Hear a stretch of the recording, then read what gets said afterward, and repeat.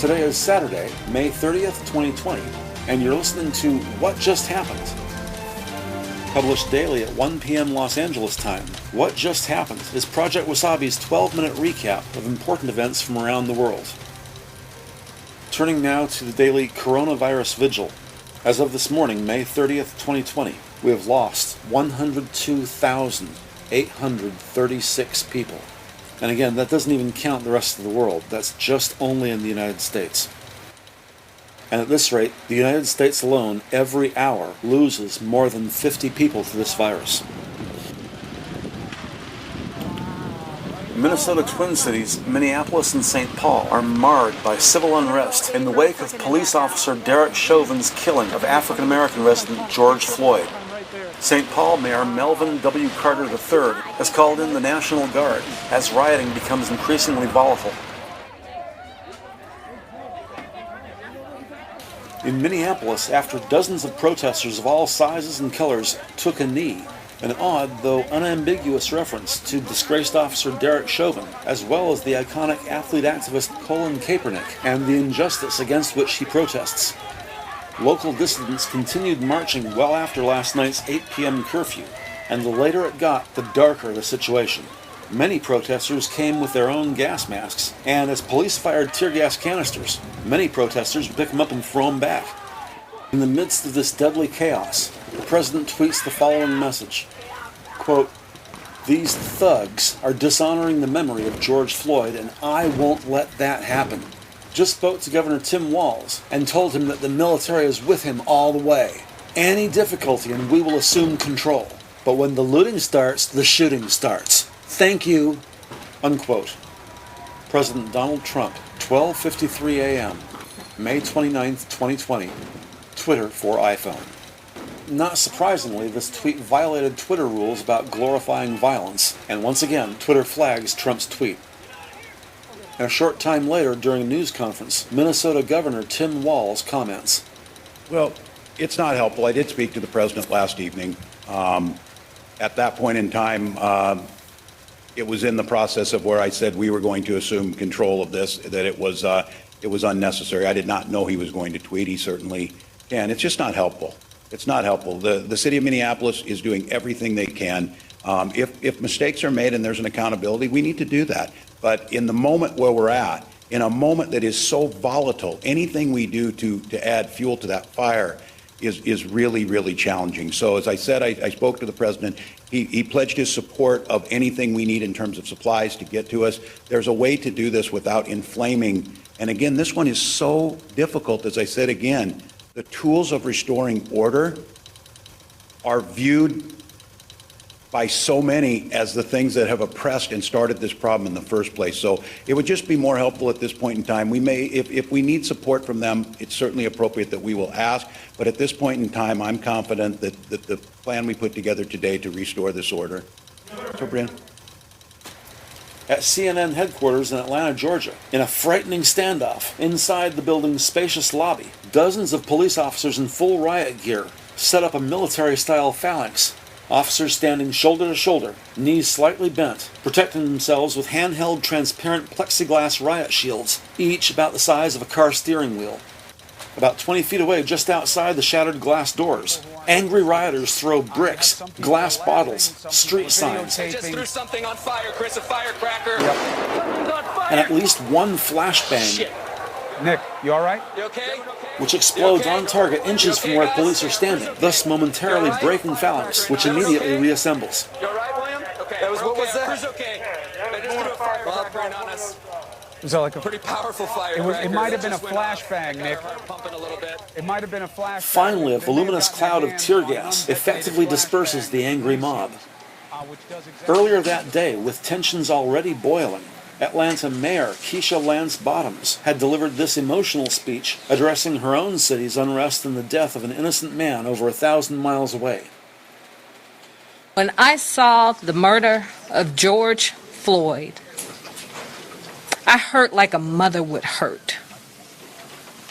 And on yesterday, when I heard there were rumors about violent protests in Atlanta, I did what a mother would do.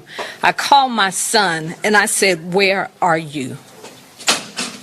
I said, I cannot protect you, and black boys shouldn't be out today. So you're not going to out-concern me and out-care about where we are in America. I wear this each and every day, and I pray over my children each and every day. So what I see happening on the streets of Atlanta is not Atlanta. This is not a protest. This is not in the spirit of Martin Luther King Jr. This is chaos. A protest has purpose. When Dr. King was assassinated, we didn't do this to our city. So if you love this city that has had a legacy of black mayors and black police chiefs and people who care about this city, where more than 50% of the business owners in Metro Atlanta are minority business owners. If you care about this city, then go home and pray that somebody like Reverend Beasley will come and talk to you and give you some instructions on what a protest should look like and how you effectuate change in America. This police chief made a video on yesterday, pull it up on YouTube, where she said she was appalled to watch the murder of George Floyd. This woman did that. You're not honoring the legacy of Martin Luther King Jr. and the civil rights movement. You're not protesting anything, running out with brown liquor in your hands, breaking windows in this city. T.I. and Killer Mike own half the West Side. So when you burn down this city, you're burning down our community.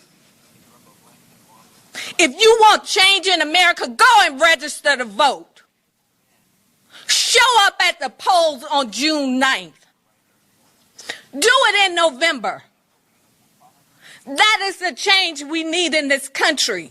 You are disgracing our city. You are disgracing the life of George Floyd and every other person who has been killed in this country. We are better than this. We're better than this as a city. We are better than this as a country. Go home. Go home. In the same way I couldn't protect my son on yesterday, I cannot protect you out in those streets.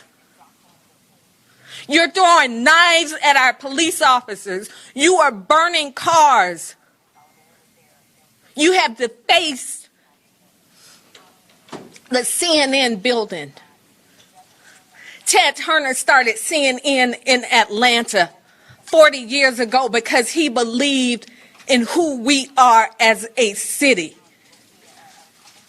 There was a black reporter who was arrested on camera this morning who works for CNN. They are telling our stories, and you are disgracing their building. This is not the legacy of civil rights in America. This is chaos, and we're buying into it. This won't change anything. We're no longer talking about the murder of an innocent man. We're talking about how you're burning police cars on the streets of Atlanta, Georgia. Go home. Meanwhile, here in downtown LA, last night at 6:30 p.m., hundreds of peaceful protesters marched south on Grand Avenue, where they were stopped by police at the intersection of 5th Street, where everyone gathered around a small white car which was stopped, possibly stalled, just north of the intersection.